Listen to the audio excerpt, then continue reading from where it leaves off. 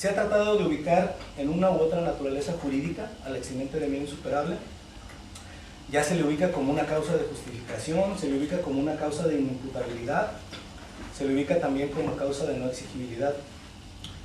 Quienes argumentan que el miedo insuperable es una causa de justificación, a grandes rasgos dicen: la culpabilidad se excluye cuando el sujeto no es motivable por la norma jurídica.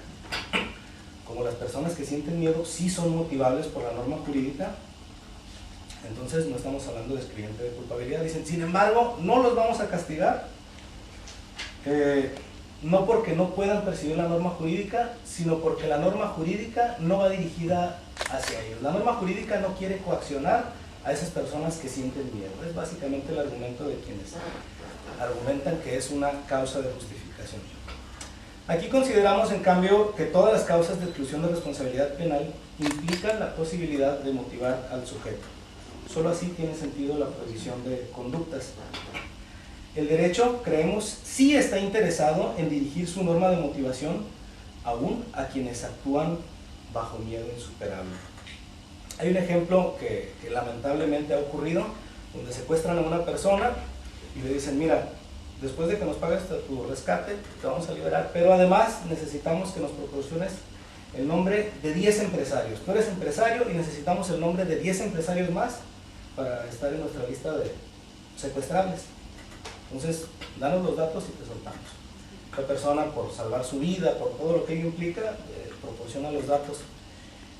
Este sentido nos parece un ejemplo difícilmente justificable, ¿no? Podríamos, si nos vamos al sentido estricto, que las otras 10 personas son secuestradas, bueno, parece de difícil justificación 10 secuestros contra uno, ¿no? Sin embargo, creemos que no es reprochable. En este ejemplo, creemos que el derecho, aún así, el derecho dirige su norma hacia este sujeto, suponiendo que quisiera actuar de manera heroica, ¿no? Que dijera él, bueno, yo voy a sacrificar mi vida, pero yo no le doy un centavo más a los secuestradores, ¿sí? Si este sujeto quisiera actuar de manera heroica, por si lo deseara, entonces el derecho sigue dirigiendo su norma hacia él. Sin embargo, no se lo puede exigir. Lo puede limitar, pero no se lo puede exigir, y mucho menos sancionar penalmente si no lo hace por salvar ese bien jurídico personalísimo que es la vida, ¿no? Se reconoce entonces que la fuerza motivadora del derecho puede verse afectada por cierta anormalidad en las circunstancias, como aquellas que impiden superar el miedo. Se dice también que el miedo insuperable, el eximiente, pertenece a las causas de inimputabilidad. Dice, bueno, incluso hay una jurisprudencia por ahí, dice que el miedo insuperable debe perturbar las facultades psíquicas de comprender y querer del individuo afectado. Debe perturbar. Hay autores que dicen, bueno, es que este criterio ya está superado, ya se ha dicho que no necesariamente tiene que perturbar las capacidades de querer, de entender, pero hay otros autores, bueno, concretamente Rodríguez Ramos en su manual del año 2006 todavía defiende esta posición. Entonces no ha sido una teoría del todo superada. Nosotros creemos que no es así, que el eximiente de miedo insuperable no pertenece a las causas de inimputabilidad. Por lo siguiente, no es lo mismo un trastorno mental que el miedo insuperable. Admitimos que una de las consecuencias del miedo insuperable puede ser el trastorno mental de manera excepcional, ¿sí? Pero no todos los trastornos mentales proceden del miedo insuperable. La gran mayoría procede de intoxicación, de epilepsia, anomalías orgánicas, esquizofrenia, etc. Entonces, la relación es muy tenue y no cabe meterlo jurídicamente al bien insuperable dentro de las causas de inimputabilidad. Nuestro principal rechazo a esta tesis no es tanto en que se pueda proteger mediante otra disposición legal, no es tanto en que quede superfluo el eximiente de miedo insuperable, que digamos, bueno, es que este eximiente entonces ya no nos serviría. No, nuestro principal rechazo es porque pensar así no garantizaría el principio de culpabilidad. Mucha gente tendría que ir a prisión, Pensemos en la empleada de un banco que recibe la visita de 2 sujetos armados en su domicilio. Le dice, mira, conocemos dónde viven tus hijos, mañana en la sucursal bancaria me tienes que entregar una lista de los clientes que tengan mayores ingresos. Me los vas a entregar, y si no los entregas, bueno, vamos a prisión. La empleada evidentemente accede, bueno, de acuerdo a esta tesis, a la de la inimputabilidad, esta empleada tendría que ir a la cárcel al menos por participación, ¿sí? Entonces, creemos que no garantiza el principio de culpabilidad, creemos que esta empleada podría ser sujeto de miedo insuperable. El miedo insuperable, entonces, concluimos, debe entenderse como una causa de inexigibilidad de otra conducta que excluye la culpabilidad. Esta es una opinión dominante, pero a la que además nos adherimos de forma convincente. Ello no implica que el comportamiento del autor esté permitido, ya que, insistimos, subsiste el intento de motivación normativa por si el sujeto decidiera actuar conforme a derecho.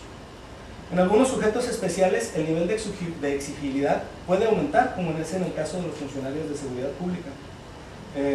Sin embargo, este nivel de exigibilidad nunca deberá llegar tan allá como para exigir el sacrificio de su propia vida, ¿sí? Uno de los requisitos del eximente de miedo insuperable pues es precisamente el miedo, pero cuándo concurre el miedo y cuándo no concurre también ha sido discutido. Insistimos en que se deben excluir jurídicamente los casos de trastorno mental transitorio, trastorno mental transitorio permanente. Basta que concurra un miedo racional o reflexivo. La mayoría de las ocasiones en que un ser humano siente miedo es un miedo racional o reflexivo. La gran minoría, ¿sí?, es cuando queda en estado de shock, de parálisis, cuando se nubla sus facultades volitivas, etc. Pero la gran mayoría de los miedos humanos son racionales o reflexivos. El miedo que sintió la empleada del banco de nuestro ejemplo anterior, pues evidentemente reflexionó sobre la seguridad de sus hijos, reflexionó en la manera de otorgar las listas que le habían solicitado los delincuentes, etc. El miedo es difícil probarlo, ya que no deja un vestigio psicológico. De poca utilidad sería un dictamen pericial en materia psicológica para un juez, ya que no deja vestigios, a excepción del miedo patológico. Sin embargo, lo que sí es posible, susceptible de demostrar, son las consecuencias o los efectos del miedo. Hay una consecuencia física, sudoración en las manos, resequedad en la boca, etc. Y hay una consecuencia en los actos, en las acciones de huida del sujeto. Mediante este tipo de elementos es que el juez debe acudir a la verificación de las circunstancias que ofrezca la prueba presuncional iuris tantum sobre la existencia de miedo. Se ha discutido también si la concurrencia de uno o más móviles distinto al miedo lo diluye. Se dice, bueno, es que no actuó por miedo, actuó porque tenía un interés económico, actuó porque deseaba vengarse, ¿sí? Pero en las reglas del crimen organizado se vale también el recibir una cantidad económica. Yo comentaba con mi director una frase de la película El Padrino, ¿no?, donde dicen, es que le vamos a hacer una oferta que no podrá rechazar. Es decir, tengo dos opciones, o acepto el beneficio económico o me atengo a las consecuencias, ¿no? Entonces, el hecho de que concurra una finalidad distinta o que concurra un interés económico o un deseo de venganza no necesariamente debe diluir el miedo, como tradicionalmente se ha venido argumentando por algunos profesores. Creemos que la venganza, por ejemplo, en la cárcel no diluye el miedo, ¿sí? El odio en una violencia familiar no diluye el miedo, ¿sí?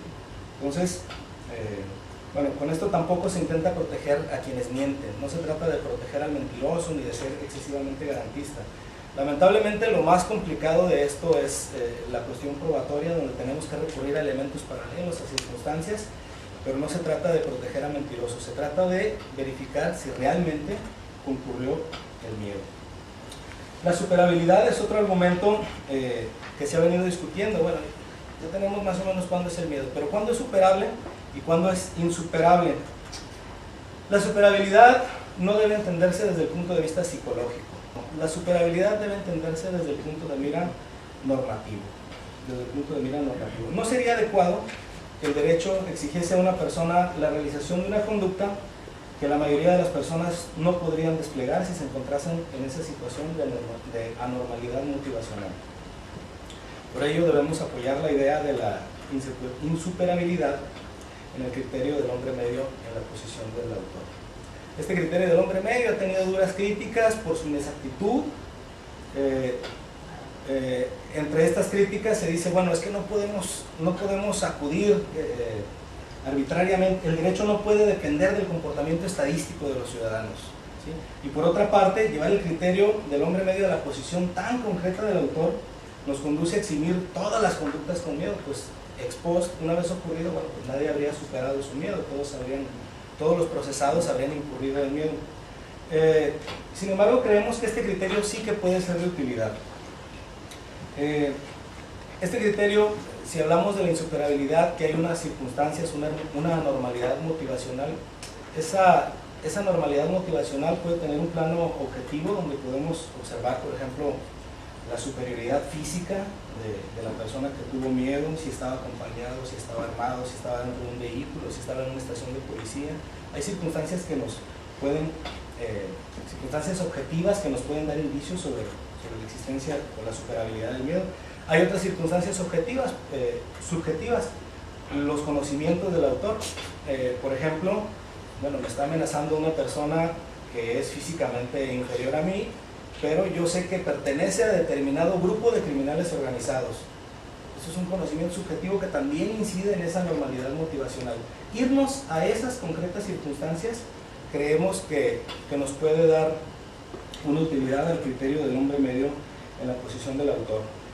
Atendiendo a estas circunstancias no siempre nos lleva a eximirle, como apunta la crítica, y tampoco a una evaluación estadística arbitraria, sino tener un criterio de valoración razonable que nos permita saber si el derecho contaba con la suficiente fuerza motivadora para exigir su cumplimiento a una persona en esas circunstancias, o si por el contrario debe admitirse que la presión motivacional no era suficiente. Para aplicar el eximente de miedo insuperable también se ha dicho si el mal amenazante debe ser inminente. El miedo puede perdurar en el tiempo. El miedo puede perdurar en el tiempo, de hecho psicológicamente se dice que una exposición reiterada a determinadas vivencias puede ocasionar un cambio en el comportamiento de manera permanente. No es lo mismo una persona que vive en un pueblo a una persona que vive en un barrio peligroso. Cambia totalmente su personalidad de acuerdo a esas circunstancias. Entonces, no creemos que el mal amenazante deba ser necesariamente inminente. Lo que debe demostrarse es que subsista la amenaza o la posibilidad de enfrentar un peligro futuro, al menos en la mente del autor. Pues el derecho tampoco debe amparar conductas dirigidas a vengar peligros o lesiones que solo se encuentran en el pasado y que para el autor no tengan posibilidad alguna de repetirse. En los casos de error, incluso, ni siquiera es indispensable que el mal exista en la realidad. Si el mal no tiene que ser inminente, en los casos de error ni siquiera es indispensable que exista, basta que exista de forma imaginaria para el autor o circunstancialmente razonable. En un paréntesis, creemos que debe abandonarse el término miedo imaginario o miedo putativo. El miedo no es imaginario ni putativo. Si algo real debe concurrir en esto, es el miedo. ¿Sí? Lo que puede ser imaginario pues son las circunstancias, es el mal amenazante, ¿sí? Pero el miedo debe ser real. Creemos que no hay un miedo imaginario, no bastaría para aplicar la eximente. En principio, uno de los argumentos decía que el miedo también puede proceder de los hechos de la naturaleza, entonces la ilicitud o licitud del mal tendría que ser irrelevante. Pero excepcionalmente los males legales también pueden provocar normativamente miedo insuperable. Por ejemplo, el miedo a una orden de aprehensión. Yo puedo tener miedo a una orden de aprehensión si sé que en la cárcel voy a ser asesinado. Puede ser que tenga una amenaza dentro de la cárcel y que vaya a ser asesinado por quien se sabe que será falsamente imputado o por quien sabe que va a ser torturado por la policía para declarar.